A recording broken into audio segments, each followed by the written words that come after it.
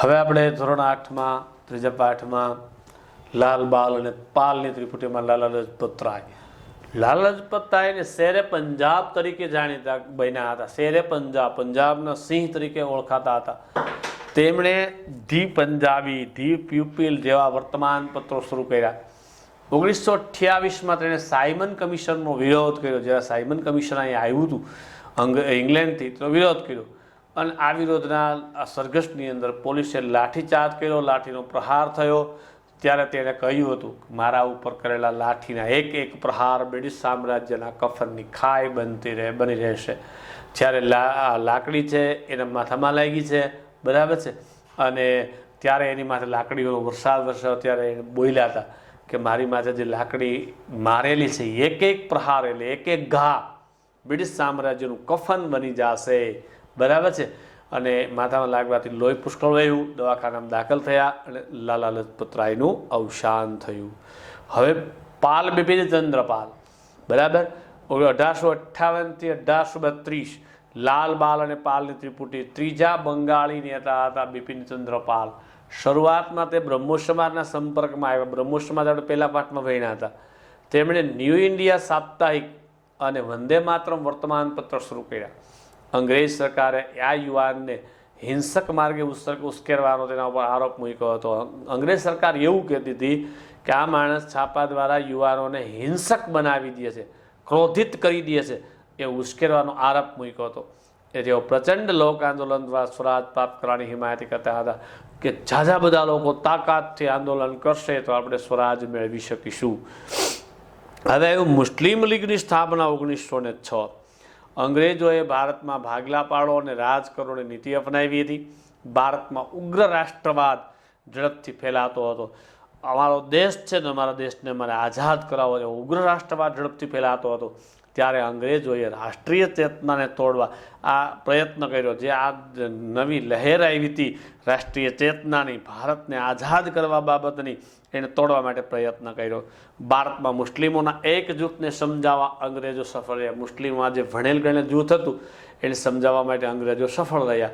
પરિણામે ઈસન 1906માં ઢાકામાં મુસ્લિમ લીગની સ્થાપના. ઢાકા એટલે બાંગ્લાદેશની રાજધાની છે અત્યારે, બરાબર. મુસ્લિમ લીગની સ્થાપના થઈ. આ સંસ્થાની સ્થાપના મુસ્લિમોના ધાર્મિક વડા આગા ખાન, ઢાકાના નવાબ હતા સલીમુલ્લાહ ખાન અને વાઇસરોય મિન્ટો અને એનો ખાનગી મંત્રી ડનલોપ સ્મિથ વગેરેની ભૂમિકા અગત્યની હતી. આ બધા લોકો ભેગા મળી અને ભારતની જે રાષ્ટ્રવાદની ચળવળનો જોરશોરથી ચાલતી હતી એમાં ફાટા પાડવા માટે આ લોકોએ અગત્યનું કામ કર્યું. ફાટા એટલે બે કોમને અલગ કરી દેવાની પ્રક્રિયા અહીંથી શરૂ થઈ 1906. હવે આવ્યું હોમ રૂલ આંદોલન 1916. એપ્રિલ 1916માં બાલ ગંગાધર રાવ ટિળકે પૂનામાં ઇન્ડિયન હોમ રૂલ લીગની સ્થાપના કરી. પૂનાની અંદર ઇન્ડિયન એટલે ભારતીય, હોમ એટલે ઘર, રૂલ એટલે કાયદા, એની સંસ્થા સ્થાપના કરી. ટિળકે જાહેર કર્યું કે સ્વરાજ મારો જન્મસિદ્ધ હક છે ને તે હું મેળવીને જ જંપીશ. ટિળકે કેસરી, મરાઠા જેવા અખબાર કે છાપાઓમાં લેખો લખ્યા, ભાષણો આપ્યા, લોકમત કેળો લોકોને પોતાના તરફ ખેંચી લીધા. આ સમય દરમિયાન ટિળકને લોકમાન્ય બિરદાવવામાં આવ્યા. લોકો એ આના ભાષણોને માન આપીને એને સ્વીકારતા થયા એટલે એને લોકમાન્ય કહેવાના. બિરદાવવા માટે વખાણવામાં આવ્યા. એની બેસન્ટે મદ્રાસમાં સપ્ટેમ્બર 1916માં હોમ રૂલ લીગની સ્થાપના કરી. બંને સંસ્થાઓનો હેતુ બંધારણીય માર્ગે હોમ રૂલ, જવાબદાર રાજ્યતંત્ર, અમે અમારું રાજ્ય ચલાવશું, બરાબર છે, એ મેળવવાનો હતો. એની બેસન્ટે તેને સાપ્તાહિક ધી કોમનવેલ અને દૈનિક ન્યૂઝ ઇન્ડિયામાં લેખો લખ્યા અને એની બેસન્ટે બ્રિટિશ સરકારને હિન્દને જવાબદાર રાજ્યતંત્ર અને ગૃહ સ્વરાજ્ય વહેલી તકે આપવાનો અનુરોધ કર્યો. અંગ્રેજ સરકારે જાણ કરી કે અમને અમારું જવાબદાર રાજ્યતંત્ર, ગૃહ સ્વરાજ્ય, અમે અમારું રાજ્ય પોતે ચલાવી લેશું, વહેલા વહેલી તકે આપી દો. કોંગ્રેસ અને મુસ્લિમ લીગે હોમ રૂલ આંદોલનને ટેકો આપ્યો. અંગ્રેજ સરકારે એની બેસન્ટે ચળવળથી ચોંકી ઉઠી. આવા પ્રકારના આંદોલનથી અંગ્રેજ સરકારને આશ્ચર્ય થયું. મદ્રાસ સરકારે એની બેસન્ટની ધરપકડ કરી હતી અને ઉટાકામણની જેલમાં નજરકેદ રાખવામાં આવે. નજરકેદ એ બહાર બે પોલીસવાળા ઊભા હોય, અંદર એના બિલ્ડિંગમાં એ હરીફરી શકે, બહાર નીકળી શકે નહીં. બહારથી આવેલો પત્ર વાંચીને પછી જ અંદર મોકલે, અંદરથી લખેલો પત્ર વાંચીને પછી જ બહાર જાય, એવા પ્રકારની વ્યવસ્થાને નજરકેદ કરવામાં આવ્યા. એની બેસટને મુક્ત કરાવવા દેશની અંદર સભાઓ ભરાણી, સરઘસો કાઢાણા, ઠેર ઠેર જગ્યાનો વિરોધ કરવામાં આવ્યો. છેવટે અંગ્રેજ સરકારને છોડી દેવાની ફરજ પડી, એટલે કે અંગ્રેજ સરકારને ઝૂકવું પડ્યું. એની બેસન્ટ ડિસેમ્બર 1917 કોલકાતા મુકામે ભરાયેલા કોંગ્રેસ અધિવેશનમાં સૌ પ્રથમ મહિલા પ્રમુખ તરીકે પસંદ કરવામાં આવ્યા હતા. કોલકાતાનું જે અધિવેશન હતું આપણા કોંગ્રેસનું, એની અંદર પહેલી વહેલા સ્ત્રી પ્રમુખ તરીકે પસંદ થયેલા હતા. હવે આવ્યું લખનઉ કરાર 1916. ઈસન 1915 કોંગ્રેસ અને મુસ્લિમ લીગે એક સાથે મુંબઈમાં અધિવેશન ભર્યું. એક વર્ષ પછી કોંગ્રેસ અને મુસ્લિમ લીગે તેના વાર્ષિક અધિવેશન એક સાથે લખનઉમાં રાખ્યા. બે સાથે રાખતા હતા, બરાબર છે. આમ લખનઉમાં મળેલા કોંગ્રેસ અધિવેશનમાં લોકમાન્ય ટિળકે હાજરી આપી, બરાબર. 1907 સુરત કોંગ્રેસ અધિવેશનમાં જે મવાળવાદ ને જહાલવાદ આપણે આગળના ટોપિકમાં વાત કરી હતી એ અલગ પડ્યા હતા, તે હવે પાછા એક થઈ ગયા. કોંગ્રેસ અને મુસ્લિમ લીગના નેતાઓએ 1916 લખનઉ મુકામે સમજૂતી કરી. કોંગ્રેસના નેતા અને મુસ્લિમ લીગના નેતાઓએ એક સમજૂતી કરાર કર્યો અને લખનઉ કરાર માટે જાણીતો છે. આ કરારથી કોંગ્રેસ અને મુસ્લિમ લીગે રાજકીય પક્ષ તરીકે રાષ્ટ્રના હિતને મહત્વ આપ્યું. તે સ્વરાજ માટેની લડતને બળ મળ્યું કે આપણે જ્યારે રાષ્ટ્રીય હિતને વિચારી ત્યારે આપણે બધા એક બનીને રહીશું, બરાબર. અને એને કારણે આ જે સ્વરાજ મેળવવા માટેની આંદોલન કરતા લડત હતી એને બળ મળ્યું. સુભાષચંદ્ર બોઝ અને આઝાદ હિન્દ ફૌજ, બરાબર છે. સુભાષચંદ્ર બોઝનો જન્મ 23મી જાન્યુઆરી 1897 રોજ ઓડિશાના કટક મુકામે થયો હતો. તેનું નામ, માતાનું નામ પ્રભાવતી હતું, પિતાનું નામ જાનકીનાથ બોઝ હતું. બાળપણથી તેઓ તીવ્ર બુદ્ધિ પ્રતિભા ધરાવતા હતા. 1920 લંડનની અંદર ICS એટલે અઘરામાં અઘરી પરીક્ષા, કલેક્ટર જે અત્યારે કલેક્ટર કહી શકાય એવી કલેક્ટરની એક્ઝામ જેવી અઘરી પરીક્ષામાં ચોથા નંબરે પાસ થયા હતા. એટલા હોશિયાર હતા. ભારતમાં આવ્યા પછી હિન્દી રાષ્ટ્રીય મહાસભા કોંગ્રેસમાં જોડાયા અને તે દેશની સ્વાતંત્ર્ય ચળવળોમાં ભાગ લીધો. અને આ ચળવળ દરમિયાન 11 વખતની રાજકીય કેદી તરીકે પકડાણા, જેલમાં ગયા.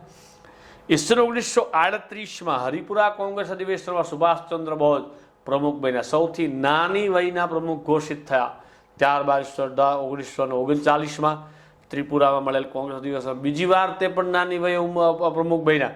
કેટલાક મતભેદો થયા, એને કારણે પ્રમુખ પદેથી રાજીનામું આપી દીધું અને એને કોંગ્રેસ છોડી. મે 1939 સુભાષચંદ્ર બોઝે ફોરવર્ડ બ્લોક નામના નવા રાજકીય પક્ષની રચના કરી અને યુરોપની અંદર દ્વિતીય કહેતા બીજું વિશ્વયુદ્ધ શરૂ થયું.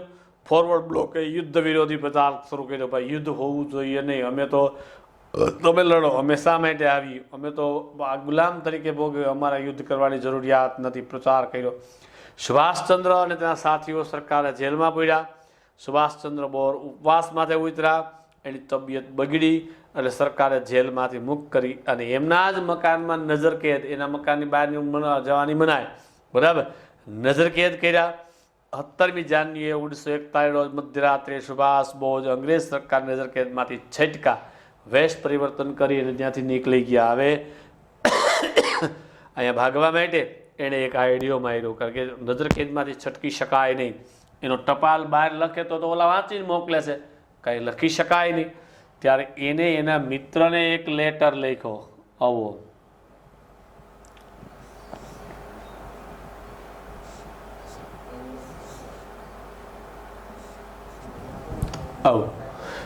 તો લડકોને કાંઈ ખબર ન પડી.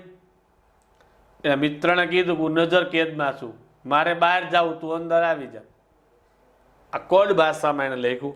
એનો મિત્ર છે એ બુરખો પહેરી અંદર આવી ગયો અને મધ્યરાત્રિએ સુભાષચંદ્ર બોઝ નજરકેદમાંથી છટકા, વેશ પરિવર્તન, પઠાણનો વેશ પહેરી અને ત્યાંથી ભાગી અને પેશાવર ગયા. પેશાવર પાકિસ્તાનમાં આવેલું છે. પછી ત્યાંથી કાબુલ ગયા. કાબુલ અફઘાનિસ્તાનમાં આવેલું છે. ત્યાંથી મોસ્કો રશિયામાં આવેલું છે. ત્યાંથી બર્લિન જર્મનીમાં આવેલું છે. બર્લિન પહોંચી રેડિયો પરથી પ્રવચન આપતા અંગ્રેજ સરકાર ચોંકી ઉઠી. જ્યારે આ અંગ્રેજમાં બર્લિનમાં પહોંચ્યા અને ત્યાં રેડિયો પર ભાષણ આપ્યું તો એ અંગ્રેજ સરકારને એમ છે સુભાષચંદ્ર બોઝ તો નજરકેદ છે, અહીંયા કેમ પહોંચી ગયા? જોયું તો ત્યાં પોતે પોતાના મિત્ર હતા, તેઓ સુમાત્રા થઈને જાપાન ગયા, બરાબર છે. જર્મની તથા જાપાનના અંગ્રેજો દુશ્મન દેશો હતા. આ સંજોગોનો લાભ લઈ સુભાષચંદ્ર બોઝે જર્મનીના વડા હિટલર અને વડાપ્રધાન જાપાનના વડાપ્રધાન હતા ટોઝો એની સાથે વાતચીત ચલાવેલી. જાપાને વધુ મદદરૂપ થઈ શકે તેમ છે તેમ વિચારીને એશિયાઈ દેશમાં લડત આપવાનો નિર્ણય કર્યો.